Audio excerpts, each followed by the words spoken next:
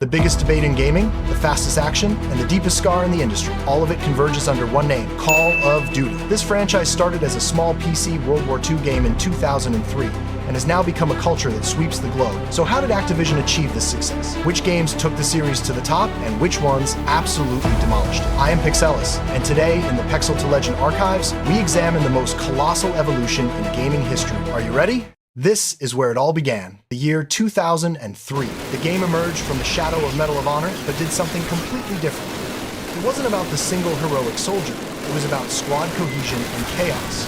Do you remember that feeling of desperation on the Russian front lines? The graphics were truly groundbreaking for the time, especially those cinematic moments. PC gamers were absolutely stunned. The community was small, but incredibly loyal. The foundation of the modern FPS was quietly laid right here. What was the detail that truly separated this game from Moch? Comment below. This is the moment we officially said hello to consoles. Being a launch title for the Xbox 360 instantly turned Code 2 into a global phenomenon. The graphics, especially the smoke and dust effects, were so realistic it felt like they leaped out of the war itself. But what was the biggest innovation? The regenerating health system. We could now take cover and heal. This simple change altered the entire FPS genre forever. The maps and modes in multiplayer were legendary too. It was with this game that Code E cemented its status as a serious contender. Code E3, one of the most forgotten yet most important entries in the series. Why? Because this was Treyarch's first serious touch on the Code E series, and it was console exclusive. PC gamers were a bit annoyed, yes, but the game utilized the power of the next-gen consoles. Especially the vehicle usage and those quick-time event combat sequences sparked a lot of debate. It brought a certain experimental nature to the series, which ultimately laid the foundation for the Black Ops saga. Do you think making this game console exclusive was the right move? The Great Leap! In 2007, no one expected us to jump from World War II to the modern era. Infinity Ward took a gamble and won big. This game created legends like Captain Price and Soap McTavish, and changed the entire gaming industry. Now we had killstreaks, perks, and leveling up with experience points. Code E ceased to be just a war simulation. It became a fast-paced, competitive sport. This is the biggest evolution in a decade. Treyarch's revenge. Returning to World War II after the success of Modern Warfare was a huge risk. But what did Treyarch give us? Atmosphere, the dark, brutal tone of the Pacific Front. They delivered a bloodier, more mature version of the war. And, of course, zombies. This game birthed Code's second most popular mode and allowed Treyarch to find its own identity. Never forget how you felt the first time you played zombies. Not just a game, but a cultural phenomenon. Let's go back to 2009. Do you remember the scandal and debate surrounding that infamous No Russian scene? It took the story to a more political, darker level. As for the multiplayer, those ridiculously powerful weapons that absolutely needed nerfing, but who cared? Players were living for the kill streaks. This game proved that Code E was not just a game, but one of the world's biggest entertainment brands. This is Treyarch's golden age, the moment they stepped out of Modern Warfare's shadow and forged their own path. Black Ops brought us Cold War paranoia, betrayal, and psychological depth. The story was one of the best narratives in the series. As for multiplayer, innovations like wager matches and customizable emblems lifted the community to a whole new level. And of course, the Treyarch signature zombies mode peaked here. The epic conclusion to the Modern Warfare trilogy. The story was the culmination of a global war. Those legendary Captain Price moments. But let's be honest, this game felt a bit safe. Due to the departure of key figures from Infinity Ward, the focus shifted from innovation to perfecting what already existed. The multiplayer maps carried the footprints of the previous two games. Nevertheless, it broke world records and proved that Code E was a tradition we would buy every single year. Welcome to the future. Black Ops 2 was the first time the series leaped into the near future. It was a test run for Code's science fiction era. The story even experimented with ambitious RPG elements like multiple endings. In multiplayer, the Pick-10 system completely changed class creation and pushed competition to the maximum. The foundation of today's esports was laid with this very game. Black Ops 2 proved that Treyarch could design not just the past, but the future too. This was proof of how ambitious the series was in the mobile space. It was an interesting experiment, combining strategy and FPS with a top-down view.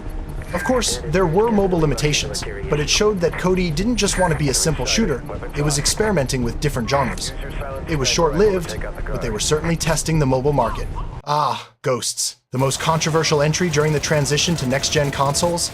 The story featured dogs, space, and those strange masked men. The concept was interesting, but the fan base was divided.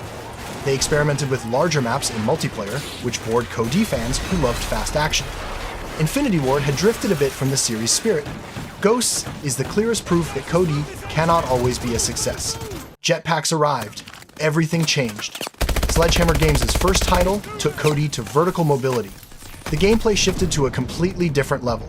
Jumping, wall running, this once again divided the fanbase. They either loved it or hated it. However, Kevin Spacey's performance in the story was incredible. Advanced Warfare was a strong answer to those who thought the series' risk-taking capability was over. With Black Ops 3, Treyarch gave its own answer to the jetpack era and brought back space-themed action. This time, the focus was more on super soldier abilities. Specialists were added to multiplayer, complicating game balance and character selection. The story was one of the series' most confusing and philosophical.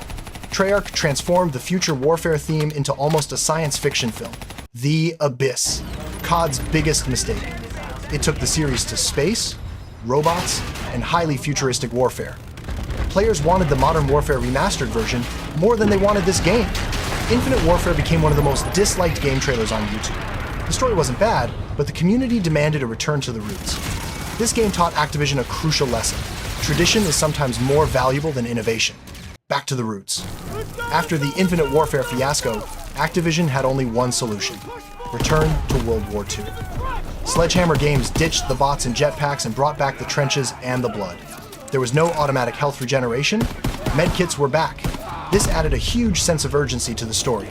In multiplayer, they experimented with social spaces like the headquarters.